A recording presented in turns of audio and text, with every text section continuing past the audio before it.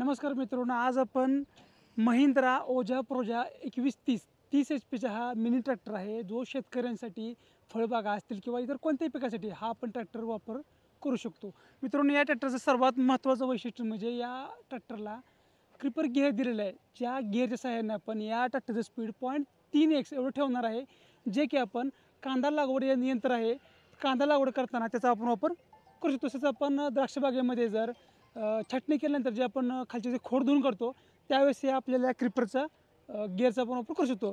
तसं मित्रांनो, याला महत्त्वाचं म्हणजे ई-पी-टी-ओ दिलेलं आहे, जेणेकरून आपल्याला ज्यावेळेस आपण टर्न घेतो, जे आपले शाफ्ट वगैरे असतात किंवा ब्लोअर असतो, तो आपण बंद करून प्रत्येक वेळेस आपण गिअरला हात न लावता हा जर ई-पी-टी-ओ जर आपण यूज केला तर ऑटोमॅटिक सगळं होतं.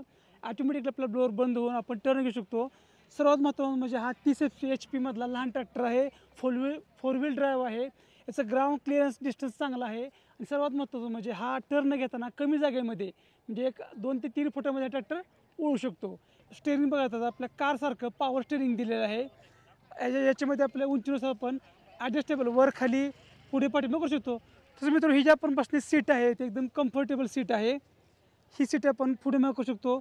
समोर पाठीवर जो स्पेस आहे तो स्पेस भरपूर आहे. हा ट्रॅक्टर चालवण्यासाठी आपल्याला कोणत्याही प्रकारचा कंटाळा येणार नाही. 8 ते 10 तास तुम्ही ट्रॅक्टरचा वापर केला, चालवला, तुम्हाला कोणत्या प्रकारचा कंटाळा येणार नाही. त्यानंतर ह्याचा जो पी-टी-ओ शाफ्ट आहे तो 25.5 एच पीचा पी-टी-ओ शाफ्ट आहे. मित्रांनो, या ट्रॅक्टरसाठी आपण ब्लोअर, रोटावेटर, कल्टिवेटर हे सर्व काय आपण जे करू शकतो. म्हणजेच की या ट्रॅक्टरसाठी आहे ना आपण नांगरणी, पेरणी, वखरणी, रोटरनी सर्व काय आपण या ट्रॅक्टर साईन करू शकतो. तर नक्की मित्रांनो, जर तुम्ही चांगल्या एकदम आधुनिक तंत्रज्ञानाने तयार केला हा जर तुम्ही महिंद्राचा ओझा प्रोझा 2130 ट्रॅक्टर घेतला तर नक्कीच तुम्हाला शेतामध्ये याचा चांगला वापर होणार आहे.